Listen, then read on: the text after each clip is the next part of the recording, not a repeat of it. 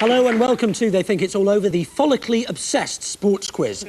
Our teams, as always, are David Gower and Lee Hurst, opposed by Gary Lineker and Rory McGrath. With David this week, the Embassy World Championship, the UK Championship, the Benson and Hedges Masters. Stephen Hendry's thrashed him in all of them. Steve Davis.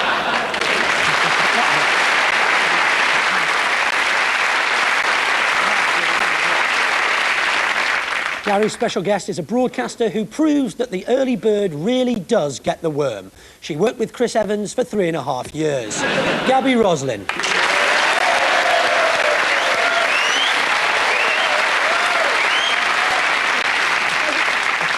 We begin with our celebrations round. We show each team a post-goal celebration and then request an explanation. David, Lee and Steve, your celebration comes from the opening game of 1993 when Coventry City went to Arsenal and came away with an hilarious 3-0 win. Well, Mickey Quinn likes to blast them, and that's exactly what he's done. David Seaman went the right way. The power beat him. Coventry have scored. Mickey Quinn the man.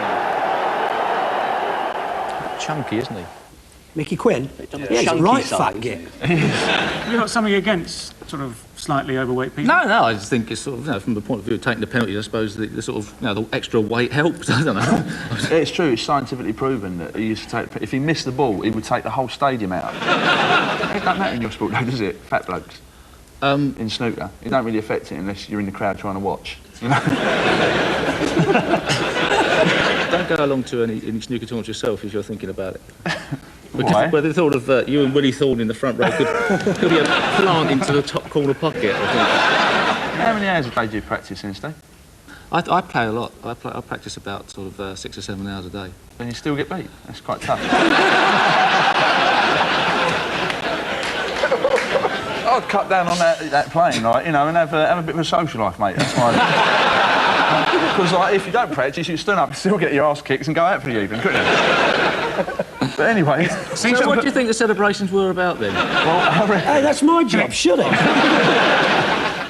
Well, he's doing this sort of, like, chicken thing. Well, it looks a little bit like a river dance, but only with a very slow river.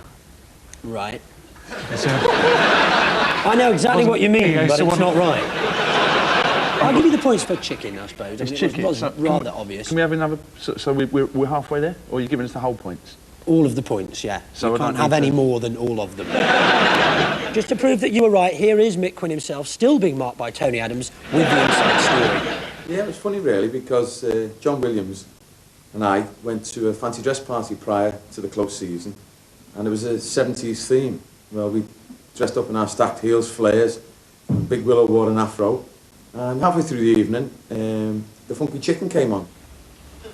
Curiously, Quinn's after-celebration dancing partner there, John Williams, told us a different story. According to him, they were doing the funky chicken because the club had put Quinn on a chicken diet to try and reduce his substantial waistline. Quinn's reaction to that? Never been on a diet in my life.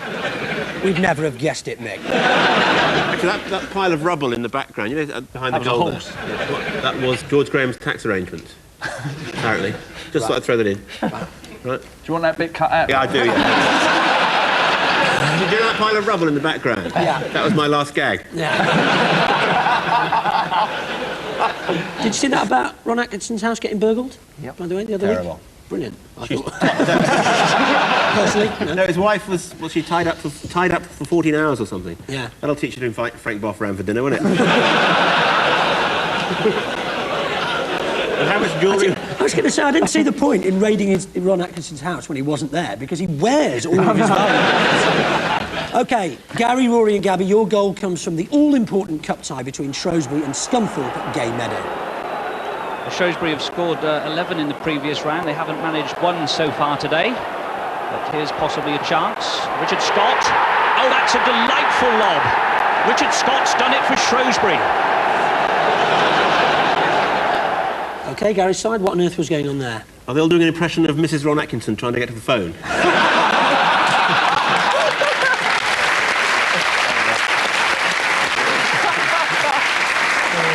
Yes, that's correct, 3 points. I think it's their impression of Chris Waddle. Waddle? Yeah. No, Waddle... Oh, look, I tried. I tried. No, Gaby, it's the only footballer. Waddle in footballing terms doesn't mean to sort of walk in a waddly way. It means to It's actually a miss player. a very important penalty in a crucial... to waddle. I know 3 footballers, and that's 1, 2. Who's the third? Ginola. Do that face again, Gaby. No, that was just once. You have to say the name again. Ginola. What? Let's try this one. Lineker. No.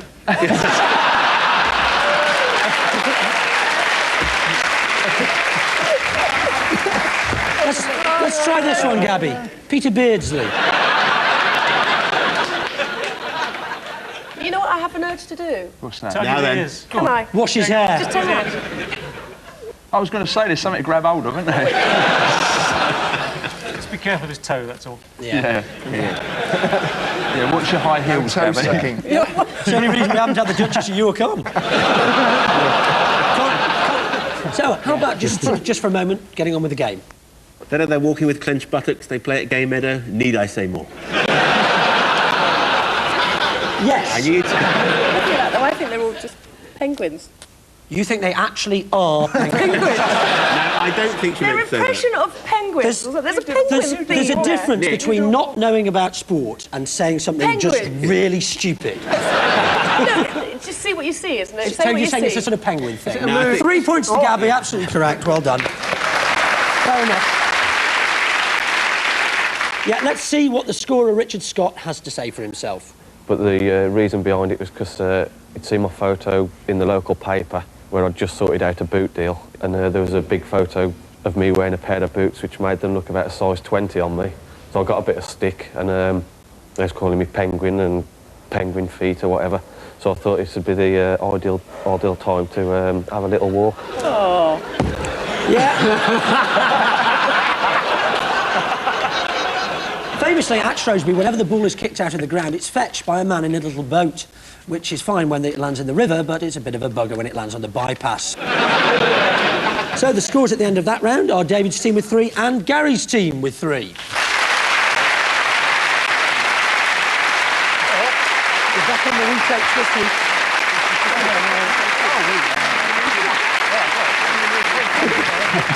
So onto the photo fit round, we've detached 3 parts from sports-related personalities and reassembled them into a new whole.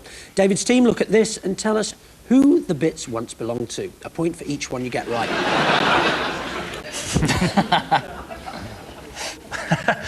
Do you recognise those ears? They're not Are Gary's. they? You sure? Definitely. Excuse me. Sorry. If I just do that. If you did that all show, it'd be a lot funnier. No, that's different. I reckon. Is it Ronnie O'Sullivan, that hair? 1 guess down, 2 to go, no Oh points. no! That's Prince Charles, isn't it? Yeah, Prince Charles, or Small Ears, as he's known to Gary Lineker. He's also the only sports person who, when he goes up to do the toss, shouts, "Mummy." I reckon. What do you Well, reckon, Des Lynam? I think it's Des Lynam. Des Lynam. Yeah, I'll give you Des Lynam. Yeah. Hand it across. Well, I think I know this. I do. I think it's like. Gabby, you've got all their points so far. Be confident. I Yeah? think you're right. Yeah. I think you might. Yeah, go on. Yeah, that. Go for it, How Gav. did you hear The tongue that? came straight. Jimmy Connors, I think. Absolutely correct. Yeah.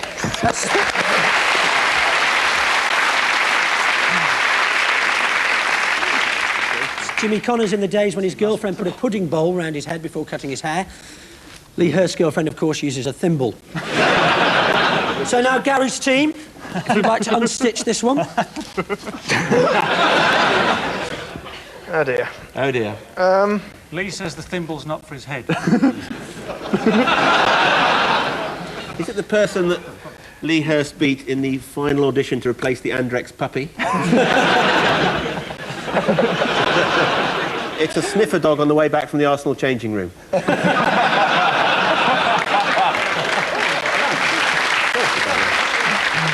Let's dissect it. Yeah. I think World Cup Willie's got the bottom is World Cup Willie. World Cup Willie, that's right. Not The only injury that Paul Gascoigne's never had.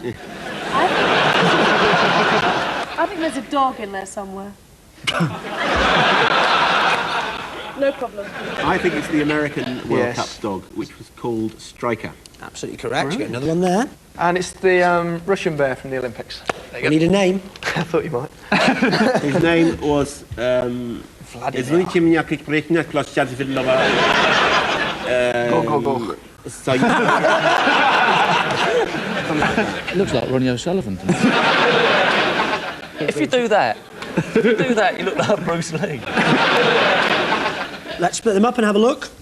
Yeah, Misha the bear from the 1980 Olympics in Moscow. So that means at the end of that round, David's team have got 5 and Gary's team have got 6.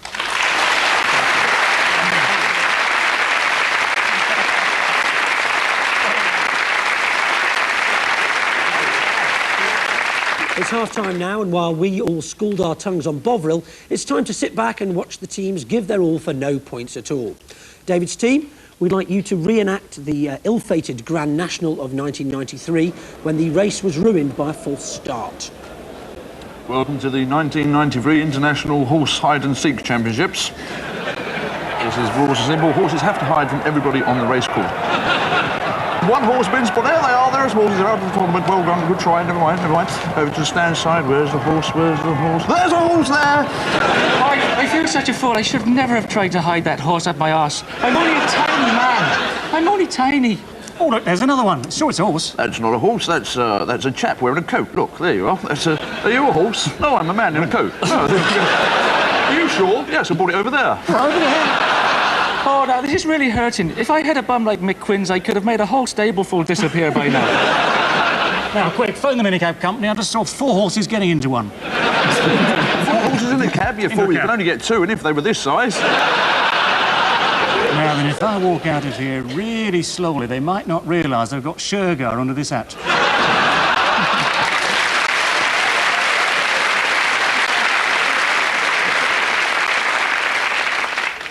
After a lengthy inquiry, that year's fiasco was blamed on the flagman, Ken Evans. He was later led away to be boiled down for glue. Gary's team now, we take you to a Newcastle supermarket where those Liverpool heroes Kevin Keegan and his assistant Terry McDermott are taking part in a supermarket sweep. Come on, Macca, give us an hand, mate. Come on. I normally do this when the shop's shut. Come on, Macca. Arsenal have robbed 5 trolleys already. Hey, Kev, why are you talking in a Scouse accent? I don't know, it comes with a shell suit. Let's get one of those things that gets stuffed and disappears at Christmas. What, you mean Middlesbrough? Ding dong. Will Mr. Kevin Keegan please go to the hairdressers as soon as possible? Hey, Kev, there's lots of expensive foreign crap here. I know, I signed most of it. Get some bog rolls, Kev. Lee Hurst needs the money. Get a move on, Macca. I've got tailwinds and up my backside.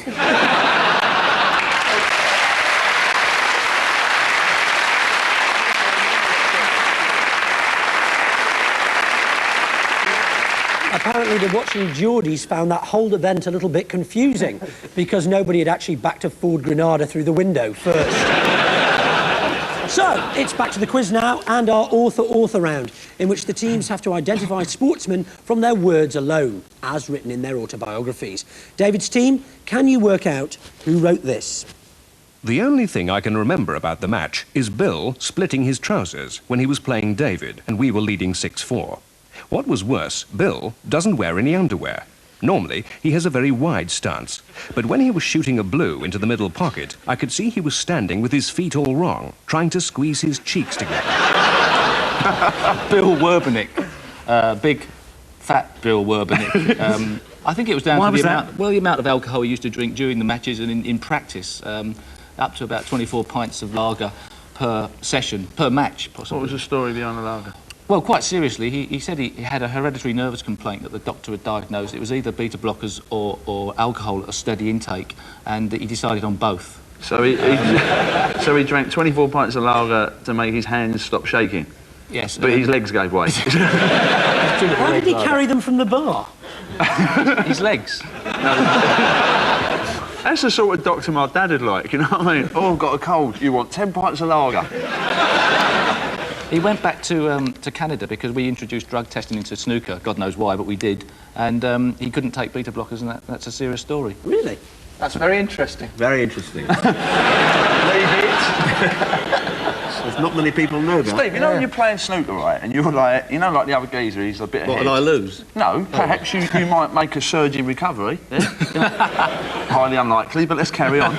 So you're sitting there, right, and the other bloke is playing, and he's like scoring loads of points, and you're sitting there, and you're sort of tempted, if he's playing a shot straight down towards you, so the camera's behind him and they can't see you, to sit there and go... you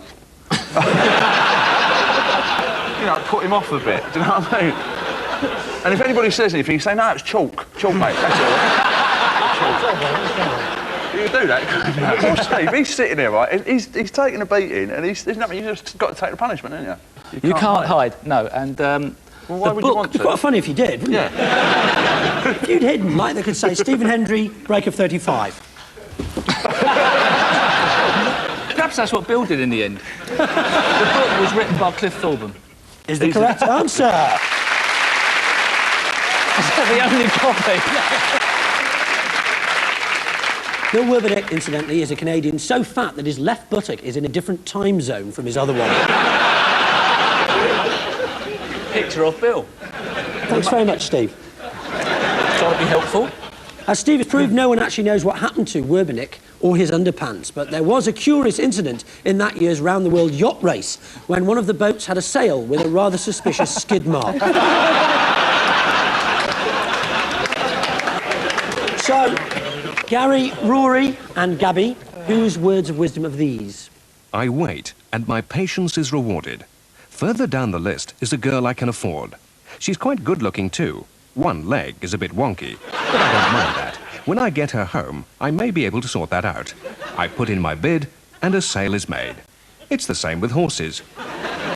So which little charmer was that, do we think? Captain Mark Phillips. No? Hugh Grant.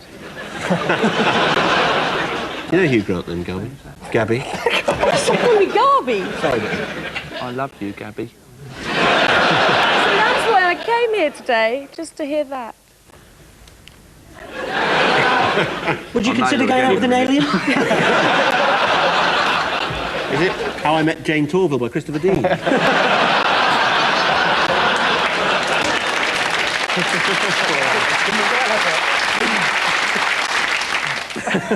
Cheers, sir. Cheers, sir. I mean, the thing is, we do often make a lot of jokes about sports people who we really respect, and we don't mean it. It's only just a way of getting a laugh. But in Torville and Dean's case, we mean it. See, if I were captain, which I'm not, because Gary is captain, of course. Is it Gary or Gary, by the way? Gotta get these things right, don't you? Who are you, Gutty? It's not, but Mick Shannon, 'cause I can't think of anyone else. He can't think of anyone else. You can't think of anybody but Mick Shannon. Well, your dreams must be horrible. No, it's not Mick Shannon. Any ideas over here? Does Francis Lee train horses? No, he's football, isn't he? But he did make he made his fortune from bog paper, though, Lee. Francis Lee? Yeah, same as you're going to. Did he really? Yeah. Yeah, toilet rolls, a bit like you. Have we just done that? I know the programme has a repeat, but not within itself. I didn't hear him. I thought maybe Gary was in the same time zone as Bill Werbeneck's buttock there. Henry Cecil. No, it was in fact an extract from John Frankham's autobiography, Twice Lucky. Hey? Earlier. So the score at the end of that round is Gary's team with 6 and David's team with 8.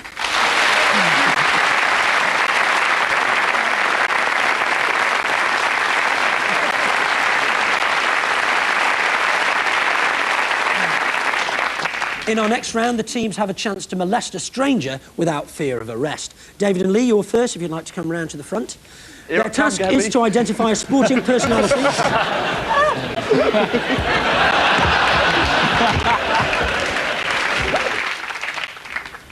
OK, blindfolds on. Thank you. And can we have our first mystery guest, please?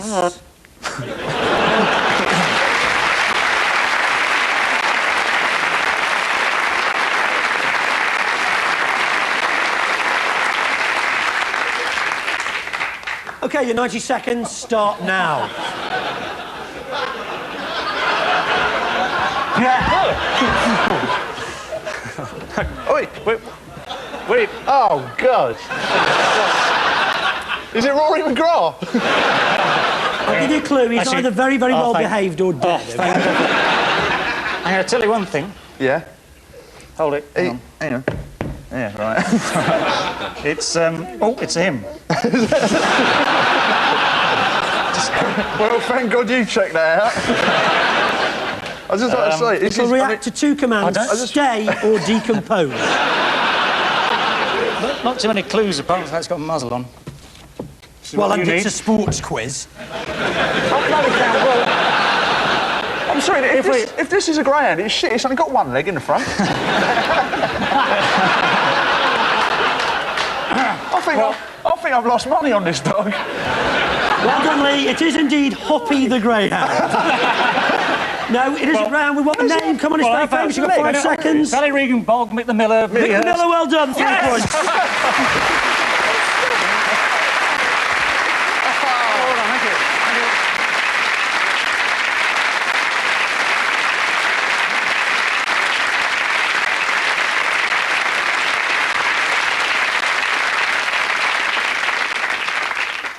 Why did you put a muzzle on a dead dog? I mean, like... To stop Rory kissing it. OK. Brilliant. Rory and Gary, if you'd like to go to the front. Sorry. You've got a live pit bull. It's called Rory McGrath. OK, quick as you can. Oh, hang on. OK, can we have our next mystery guest, please?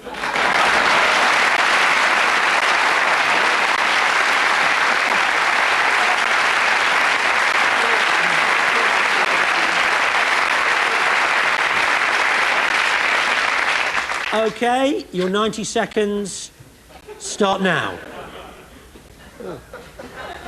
Rory, get out of the way. Very hairy. What on earth is this? Is it one of Eric Cantona's eyebrows? Hang on. It's got a muzzle on. It's not a big greyhound. Let's have a look round the back. The only thing I can tell you is the bloke inside used to be in Castles. Huh? It's some sort of mascot, isn't it? Yes. You think well done. Is it Striker? Striker? Striker is the correct answer. Well done.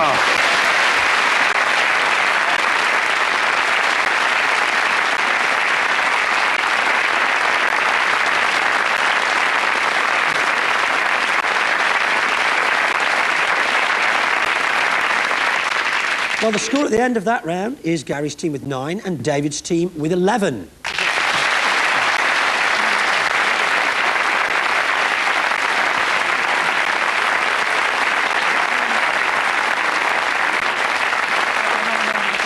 And it's time now for the decisive name game round. Our resident comedians give clues to the identities of a list of sportsmen and women, while their teammates have 90 seconds to guess as many names as they can.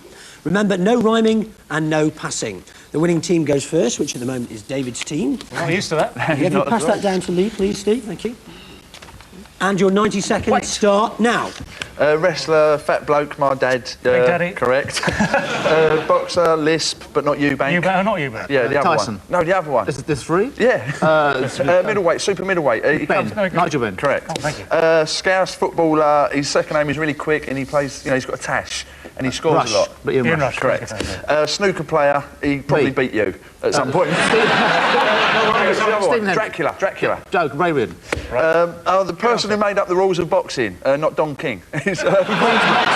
Correct. Our heavyweight boxer, he used to be a Canadian, now he's British again. Lennox Lewis. Correct. Oh, God almighty. I think it's a small town in Wales. I'm not sure. And they do a lot of van driving, but I can't... Van driving? It's got an Indian or Sri Lankan cricketer. Indian... It's got a really immensely long name. Srinivasa Raghavan, Venkata Raghavan. I'll tell you what...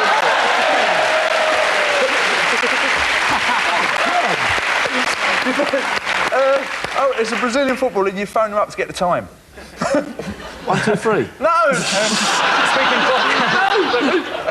Tim. Correct, yes. Tim Oh, what? God, what I need right now.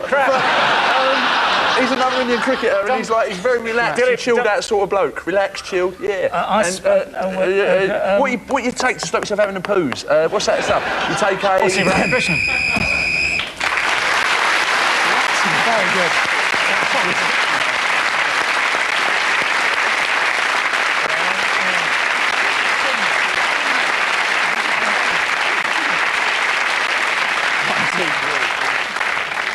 Say that name again. That was brilliant. Which one? Srinivasaraghavan Venkataraghvan. That's brilliant. That's actually longer than some of your innings. On the second innings, then? Yeah, go on, then. Laxman Sivaramakrishnan. Yeah, don't get too excited about it. It's only reading out loud. Gary's team. Oh, no. OK. Rory, 90 seconds. You need at least 10. Start now. Tennis player, Cliff Richard. Was it in, was it out? Subar. Correct. French Kung Fu expert, Manchester United. Bruce Lee. No. Eric Cantona. Show jumper, grows on bread, green. Lucinda Green. No, it grows on bread when it goes off. Mould. Marion Mould. Marion Mould, yeah. Golfer, great white shark. He was... Greg Norman. Yeah. Spanish for white, rugby union Blanco. player. Serge Blanco. Serge Blanco, very good. Same Christian name as Flintstone. Fred. He's a racehorse trainer. You are wonderful. You're wonderful. Darling. Fred Darling. American golfer, when you mix water with soil, you get, you know... Heat. No, you don't. You know, mud. Golfer. Oh, yeah. Women's golfer. Jodie. Jodie Foster. Darling, you were... Wonderful. Wonderful. Tonight. Darling, you were... Marvellous. No. Terrific. Terrific. Wonderful, terrific, monster. Correct. Give me that. What? We can't do rhymes, can we? No. Because I can't rhyme John Ngugi. American woman golfer who's recently come out of the closet, which is interesting because her first name is... something the mule. Do you know the something, Matt? Yeah? Muffin. Muffin. Pay attention! Muffin, Marks and... Yeah, Muffin Spencer.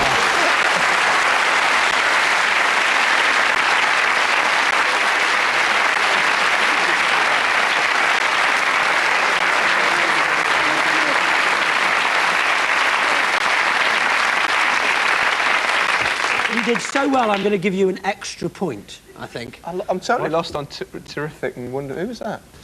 It was the famous... Wonderful, terrific Mons the Third. Yeah, but who is it? Plays for Huddersfield, I think. So you get an extra point, which doesn't do you any good at all, because, in fact, you've got 18 points and David's team have got 19.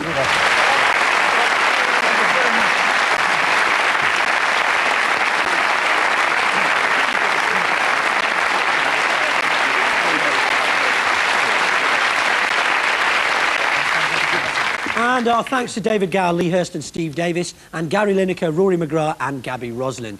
We're all off to slap in a shock transfer request to the Shopping Channel. My name's Nick Hancock. They think it's all over. It is now.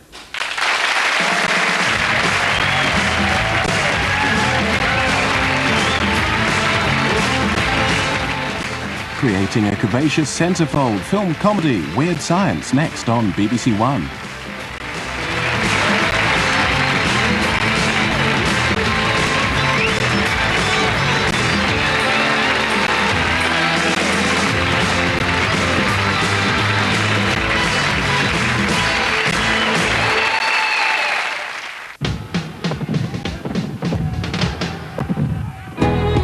The young pretender raised his flag at Glenfinnan.